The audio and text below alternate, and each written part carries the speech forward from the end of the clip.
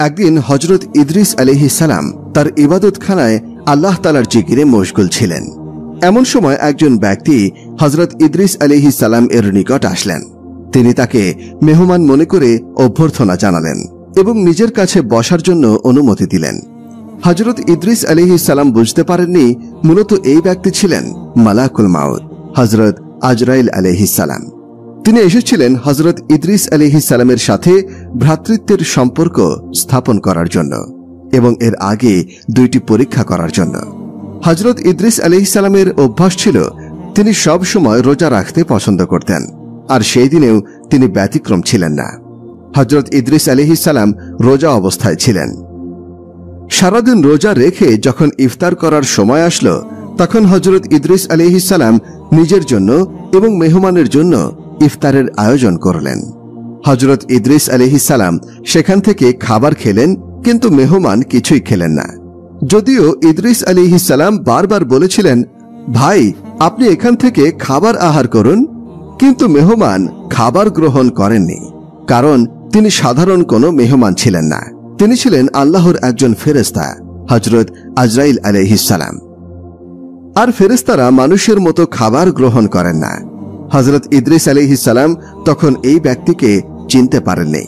তিনি বারবার ওই ব্যক্তিকে অনুরোধ করেছিলেন আর বলেছিলেন, ভাই আপনি খাবার গ্রহণ করুন। হযরত ইদ্রিস আলাইহিস সালাম লক্ষ্য করলেন সারা রাত আল্লাহর ইবাদতে উক্ত মেহমান কাটিয়ে দিয়েছেন। পরের দিন সকালে হযরত ইদ্রিস আলাইহিস সালাম মেহমানকে বললেন, ভাই আপনি এবার কিছু খান, কিন্তু মেহমান মোটেও খাবার গ্রহণ করেননি।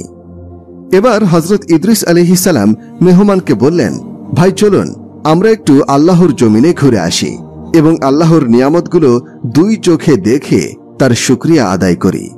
হযরত ইদ্রিস আলাইহিস সালামের এই কথায় মেহমান রাজি হল। তাকে নিয়ে বের হলেন। তারা দুজনে হাঁটতে হাঁটতে অনেক দূরে চলে গেলেন। হঠাৎ তাদের সামনে পড়ল একটি বাগান, আর এই বাগানে সব ধরনের ফল ছিল। তখন মেহমান বললেন, হে আল্লাহর নবী, চলুন এই বাগানে প্রবেশ করি এবং সেখান থেকে কিছু ফল আমি আর আপনি দুজনে মিলে খাই। হযরত ইদ্রিস আলাইহিস সালাম মেহমানের কথা শুনে রাগান্বিত হলেন আর বললেন, আপনি তো এক আশ্চর্য মানুষ। আপনি কি জানেন না মানুষের সম্পদ না জানিয়ে ভক্ষণ করা আল্লাহ তাআলা পছন্দ করেন না? এটা হারাম। হযরত ইদ্রিস আলাইহিস সালামের কথা শুনে মেহমান কোনো কিছু বললেন না, বরং চুপ করে রইলেন। কেননা এই যে আল্লাহ তাআলার নূরের ফেরেশতা মালাকুল মাউত আজরাইল আলাইহিস সালাম, তিনি তো হযরত ইদ্রিস আলাইহিস সালামকে পরীক্ষা করছিলেন মানুষের সম্পদের প্রতি হযরত ইদ্রিস আলাইহিস সালামের কোনো লোভ আছে কিনা। তারপর তারা দুজনে আবার হাঁটতে শুরু করলেন। হাঁটতে হাঁটতে একটি মাঠে গিয়ে উপস্থিত হলেন। এই মাঠে ছিল অনেক ছাগল, আর এই ছাগলগুলোকে দেখে মেহমান বললেন, হে আল্লাহর নবী, চলুন আমরা এই ছাগলগুলো থেকে একটি ছাগল এনে জবাই করে তার গোশত ভক্ষণ করি। হযরত ইদ্রিস আলাইহিস সালাম বললেন, আপনি তো আজব মানুষ। হালাল খাবার আপনার ভালো লাগে না, আর মানুষের হারাম সম্পদ আপনার কাছে খুবই ভালো লাগে। আপনি কি জানেন না মানুষের সম্পদ না জানিয়ে ভক্ষণ করা আল্লাহ তাআলা হারাম করেছেন? এবারও হযরত ইদ্রিস আলাইহিস সালামের কথায় তিনি কোনো প্রতিবাদ করলেন না। এইভাবেই তারা দুজনে সারা দিন হাঁটলেন। আল্লাহ তাআলার নিয়ামত দেখে সন্ধ্যার সময় আবার তারা বাড়িতে ফিরে আসলেন। এইভাবে উক্ত মেহমান 3 দিন পর্যন্ত হযরত ইদ্রিস আলাইহিস সালামের সহচর্যে থাকলেন। তার আচরণাদি লক্ষ্য করে হযরত ইদ্রিস আলাইহিস সালামের সন্দেহ হল, আর মনে মনে ভাবতে লাগলেন, এ নিশ্চয়ই কোনো মানুষ নয়। অতঃপর হযরত ইদ্রিস আলাইহিস সালাম বললেন, আল্লাহর কসম, আপনি আপনার পরিচয়টা বলুন। তখন মেহমান বললেন, আমি মানুষ নই, আমি আল্লাহ তাআলার একজন ফেরেশতা। আমার নাম মালাকুল মাউত। হযরত ইদ্রিস আলাইহিস সালাম বললেন, আপনি কি দুনিয়ার যাবতীয় প্রাণীর জান কবজ করে থাকেন? মালাকুল মাউত বললেন, হ্যাঁ। হযরত ইদ্রিস আলাইহিস সালাম আবারও জিজ্ঞাসা করলেন, তবে কি আপনি আমার জান কবজ করতে এসেছেন? মালাকুল মাউত বললেন, না, আমি আপনার সাথে ভ্রাতৃত্ব স্থাপন করতে এসেছি। আমার একান্ত বাসনা আপনিও আমার এই প্রস্তাবে রাজি হবেন। হযরত ইদ্রিস আলাইহিস সালাম বললেন, আমি একটি শর্তে আপনার সাথে ভ্রাতৃত্ব স্থাপন করতে রাজি আছি। আপনি যদি আমাকে একবার মৃত্যুর অবস্থাটা উপভোগ করান আর যদি এখনই করান তাহলে আমার অনেক উপকার হতো। মৃত্যুর ভয়ে আমি আরো বেশি করে আল্লাহর ইবাদত করতে পারতাম। তখন মালাকুল মাউত বললেন, আল্লাহর অনুমতি ছাড়া আমি এই কাজ করতে পারবো না। আর আল্লাহ তাআলা এখনো আপনার জান কবজ করার হুকুম আমাকে দেননি। হযরত ইদ্রিস আলাইহিস সালাম বললেন, আপনি তাহলে আল্লাহর নিকট অনুমতি চেয়ে নিন। মালাকুল মাউত আল্লাহ তাআলার নিকট অনুমতি চাইলে আল্লাহ তাআলা তাকে অনুমতি দেন। মালাকুল মাউত তখন হযরত ইদ্রিস আলাইহিস সালামকে বললেন, হে আল্লাহর নবী, আল্লাহ তাআলা আমাকে অনুমতি দিয়েছেন আমি যেন আপনার জান কবজ করি। হযরত ইদ্রিস আলাইহিস সালাম শুনে খুশি হলেন আর বললেন, আপনি আপনার কাজ করুন।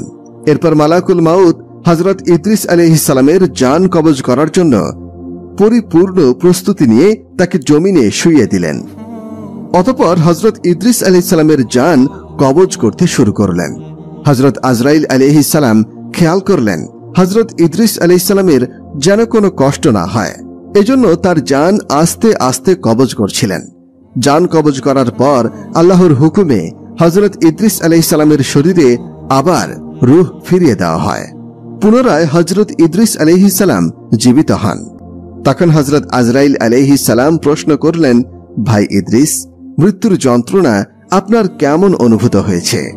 তখন হযরত ইদ্রিস আলাইহিস সালাম বললেন, হে মালাকুল মাউত, মৃত্যুর যন্ত্রণা আমার কাছে মনে হয়েছে যেন কোনো জীবিত প্রাণীর শরীরের চামড়া মাথা হতে পা পর্যন্ত খসে তুলে ফেললে প্রাণীটির যে রূপ কষ্ট হয় তার চেয়ে হাজার হাজার গুণ বেশি আমার কষ্ট হয়েছে।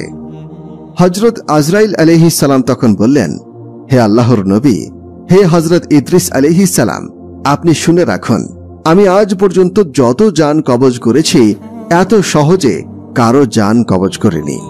আপনি এত সহজে জান কবজ করার পরেও যেহেতু আপনার কষ্ট হয়েছে, এজন্য আপনার নিকট আমি ক্ষমা প্রার্থী। মেহেরবানি করে আপনি আমাকে ক্ষমার দৃষ্টিতে দেখবেন।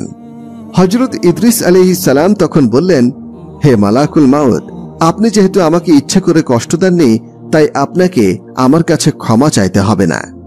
যাই হোক, যখন ইদ্রিস আলাইহিস সালামের জান কবজ করা হলো এবং রূহ আবার ফিরিয়ে দেওয়া হলো, তখন ইদ্রিস আলাইহিস সালাম আজরাইল আলাইহিস সালামকে বললেন, ভাই, আমার উদ্দেশ্য ছিল আমার জান কবজ করার মাধ্যমে আমি মৃত্যুর স্বাদ অনুভব করব আর এর মাধ্যমে আল্লাহ তাআলার ইবাদতের প্রতি আরো মগ্ন হব। যেহেতু আমি মৃত্যুর স্বাদ অনুভব করতে পেরেছি, এখন আপনার কাছে আমার আরেকটা অনুরোধ আছে। অনুরোধটি হলো, আপনি আল্লাহর কাছে আরেকটি ফরিয়াদ করুন, আমাকে যেন জাহান্নাম দেখার ব্যবস্থা করে দেন। আমার মনে জাহান্নাম দেখার স্বাদ জেগেছে। আপনি যদি আমাকে জাহান্নাম দেখাতেন তবে আমি জাহান্নামের ভয়ে আল্লাহর ইবাদত বন্দেগীতে আরো বেশি মনোযোগী হতে পারতাম। হযরত আজরাইল আলাইহিস সালাম যখন আল্লাহ তাআলার কাছে ফরিয়াদ জানালেন, তখন তাকে অনুমতি দেওয়া হলো যেন হযরত ইদ্রিস আলাইহিস সালামকে জাহান্নামে নিয়ে গিয়ে স্বচক্ষে দেখিয়ে আনেন। হযরত আজরাইল আলাইহিস সালাম বললেন, হে আল্লাহর নবী, আপনি আমার সাথে চলুন।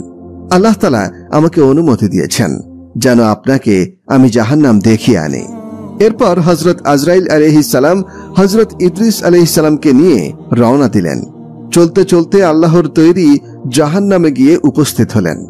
জাহান্নাম দেখে, জাহান্নামের ভয়াবহ শাস্তি দেখে হযরত ইদ্রিস আলাইহিস সালাম একটি চিৎকার দিলেন আর ভয়ে বেহুশ হয়ে পড়লেন।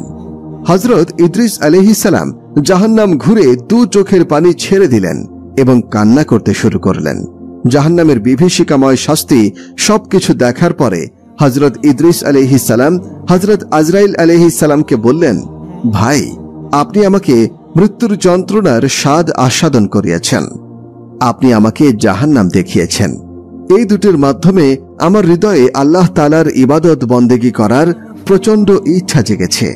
আমি যতদিন বেঁচে থাকি আল্লাহ তাআলার ইবাদত বন্দেগীতে সময় পার করব আর আমার উম্মতদেরকে সব সময় বোঝাবো আমি স্বচক্ষে জাহান্নাম দেখেছি আর মৃত্যুর যন্ত্রণা অনুভব করেছি। মৃত্যুর যন্ত্রণা অনেক কঠিন এবং জাহান্নাম খুবই ভয়ানক একটি স্থান। সেখানে শাস্তি সহ্য করার মতো ক্ষমতা কারো নেই। হযরত ইদ্রিস আলাইহিস সালাম মনে মনে একটি ফন্দি আঁকলেন, যে ফন্দির কৌশলের কথা হযরত আজরাইল আলাইহিস সালামকে বুঝতে দিলেন না। হযরত ইদ্রিস আলাইহিস সালাম হযরত আজরাইল আলাইহিস সালামের হাত ধরে বললেন, ভাই, আমার আরেকটি অনুরোধ আছে। মেহেরবানি করে ভ্রাতৃত্বের বন্ধনের কারণে আমার অনুরোধটি ফেলবেন না। হযরত আজরাইল আলাইহিস সালাম তখন হেসে দিলেন আর বললেন, আপনার আবার কি অনুরোধ? হযরত ইদ্রিস আলাইহিস সালাম তখন বললেন, আপনি মেহেরবানি করে আল্লাহর কাছে আমার হয়ে আরো একবার ফরিয়াদ করুন, যেন আল্লাহ তাআলা আমাকে স্বচক্ষে জান্নাত দেখার একটি ব্যবস্থা করে দেন। বারবার যখন হযরত ইদ্রিস আলাইহিস সালাম হযরত আজরাইল আলাইহিস সালামের কাছে অনুরোধ করছিলেন, তখন মালাকুল মাউত হযরত আজরাইল আলাইহিস সালাম আল্লাহ তাআলার কাছে ফরিয়াদ জানালেন, হে আল্লাহ, আপনার নবী জান্নাতকে স্বচক্ষে দেখতে চান। হযরত আজরাইল আলাইহিস সালাম যখন আল্লাহর কাছে ফরিয়াদ করলেন, আল্লাহ তাআলা তখন ইদ্রিস আলাইহিস সালামকে জান্নাত স্বচক্ষে দেখার অনুমতি প্রদান করলেন। হযরত ইদ্রিস আলাইহিস সালাম আল্লাহর কাছ থেকে অনুমতি পেয়ে শুকরিয়া আদায় করলেন এবং সিজদা করলেন। অতঃপর হযরত আজরাইল আলাইহিস সালাম হযরত ইদ্রিস আলাইহিস সালামকে সাথে নিয়ে রওনা দিলেন। দুজনে চলতে চলতে জান্নাতের কাছে গিয়ে উপস্থিত হলেন। ইদ্রিস আলাইহিস সালাম জান্নাতের দিকে যেতে যেতে মনে মনে একটি ফন্দি করলেন, আর সেটি হযরত আজরাইল আলাইহিস সালামকে বুঝতেও দিলেন না। এই ফন্দিটি ছিল যে কোনো মূল্যে জান্নাতে যদি আমি ঢুকি তাহলে জান্নাতেই থেকে যাব, কেননা আল্লাহ তাআলার ওয়াদা হচ্ছে যে একবার জান্নাতে যাবে সে আর কখনো দুনিয়াতে যাবে না। এটাই আল্লাহ তাআলার ওয়াদা। হযরত ইদ্রিস আলাইহিস সালাম ভাবতে লাগলেন, যেহেতু আমার মৃত্যুর ধাপ পার হয়ে গেছে, যদি আমি জান্নাতে প্রবেশ করতে পারি তাহলে জান্নাত থেকে আমি বের হব না। হযরত আজরাইল আলাইহিস সালাম হযরত ইদ্রিস আলাইহিস সালামের মনের অবস্থা কিছুতেই বুঝতে পারলেন না। মহান রব্বুল আলামিন হযরত ইদ্রিস আলাইহিস সালামের কথা শুনে হাসছিলেন, কেননা আল্লাহ তাআলা ইদ্রিস আলাইহিস সালামের তকদিরে এভাবেই লিখে রেখেছিলেন। জিন্দা অবস্থায় মওতের পূর্বে তাকে আল্লাহ তাআলার জান্নাত দেখাবেন তিনি এবং জান্নাতের মধ্যে চিরস্থায়ী করে দেবেন। হযরত আজরাইল আলাইহিস সালাম যখন ইদ্রিস আলাইহিস সালামকে নিয়ে জান্নাতের দরজার সামনে উপস্থিত হলেন, ঠিক ওই সময় হযরত ইদ্রিস আলাইহিস সালামকে বললেন, ভাই ইদ্রিস, এই যে জান্নাত, আপনি জান্নাতে প্রবেশ করুন, কিন্তু শর্ত হচ্ছে আপনার পায়ে যে জুতা আছে সেই জুতা খুলে তারপর যান। জান্নাতে যত নাজ নেয়ামত আছে তা আপনি ঘুরে দেখুন। আমি আপনার জন্য বাইরে দাঁড়িয়ে অপেক্ষা করছি। যখন আমি আপনাকে ডাক দিব দুনিয়াতে যাওয়ার সময়, ঠিক ওই মুহূর্তে আপনি আমার কাছে চলে আসবেন। আপনাকে নিয়ে আমি আবার আল্লাহর জমিনে নেমে যাব। হযরত আজরাইল আলাইহিস সালাম ইদ্রিস আলাইহিস সালামের মনের কথা জানেন না, আর কল্পনাও করতে পারেননি যে ইদ্রিস আলাইহিস সালাম মনে মনে কি ভেবে রেখেছেন। হযরত ইদ্রিস আলাইহিস সালাম আজরাইল আলাইহিস সালামের কথা মতো জুতা বাইরে রেখে আল্লাহর জান্নাতে প্রবেশ করলেন। আল্লাহর জান্নাতে বড় বড় নাজ নেয়ামত, আরাম আয়েশ সবকিছুই এক এক করে হযরত ইদ্রিস আলাইহিস সালাম উপভোগ করতে লাগলেন।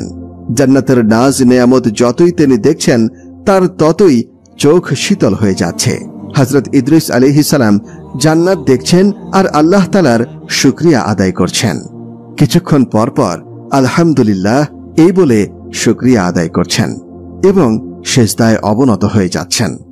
যতই সামনের দিকে এগোচ্ছেন আল্লাহর জান্নাত দেখে তিনি ততই বিমোহিত হয়ে পড়ছেন এবং জান্নাতের প্রতি আকৃষ্ট হচ্ছেন। হযরত ইদ্রিস আলাইহিস সালাম জান্নাতে ঘোরাফেরা করলেন। এরপর হযরত আজরাইল আলাইহিস সালামের কাছে ফিরে এসে তিনি নিজের প্রতিশ্রুতি রক্ষা করলেন, কিন্তু পরক্ষণেই তিনি এক দৌড়ে আবার জান্নাতে ঢুকে পড়লেন। হযরত আজরাইল আলাইহিস সালাম তাকে ডেকে বললেন, ভাই ইদ্রিস, আপনি আবার জান্নাতে ঢুকলেন কেন? তাড়াতাড়ি বেরিয়ে আসুন, আমাদেরকে এখনই যেতে হবে। আমি আপনাকে আবার পৃথিবীতে পৌঁছে দেব। হযরত ইদ্রিস আলাইহিস সালাম জান্নাতের ভিতর থেকে জবাব দিলেন, ভাই আজরাইল, আপনার সাথে আমার শর্ত ছিল আমি যেন আবার ফিরে আসি এবং আমার জুতা যেন আমি বাহিরে রেখে যাই।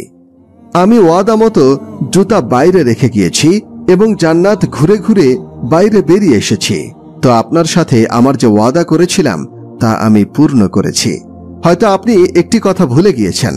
আল্লাহ তাআলা ইরশাদ করেছেন, প্রত্যেক প্রাণী একবার মৃত্যুর স্বাদ গ্রহণ করবে এবং একবার দোজখ না দেখে কেউ জান্নাতে যেতে পারবে না। আমি তো একবার মৃত্যুর স্বাদ গ্রহণ করলাম এবং দোজখও দেখলাম, তারপর জান্নাত থেকে বের হয়ে আপনাকে দেওয়া প্রতিশ্রুতিও রক্ষা করলাম। অতএব এখন আমি আর জান্নাত থেকে বের হব না, আপনি আপনার কাজে চলে যেতে পারেন। হযরত ইদ্রিস আলাইহিস সালাম যখন জান্নাত থেকে বের হতে অস্বীকৃতি জানালেন, তখন আজরাইল আলাইহিস সালাম ঘোরাঘুরি করতে লাগলেন। হযরত ইদ্রিস আলাইহিস সালাম নাছর বান্দা, তিনিও যাবেন না বলে ঠিক করলেন। হযরত আজরাইল আলাইহিস সালাম আল্লাহ তাআলার কাছে বললেন, হে আল্লাহ, আপনি বললেন বলেই আমি তাকে দুনিয়া থেকে জান্নাতে নিয়ে এসেছি। সে জান্নাত ঘুরে দেখেছে, কিন্তু এখন সে জান্নাত থেকে যেতে নারাজ। হে আল্লাহ, এখন আপনি বলুন আমি কি করব?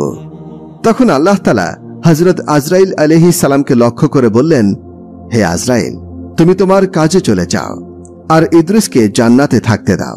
তার ভাগ্যে আমি এরূপ ঘটনায় লিপিবদ্ধ করেছিলাম।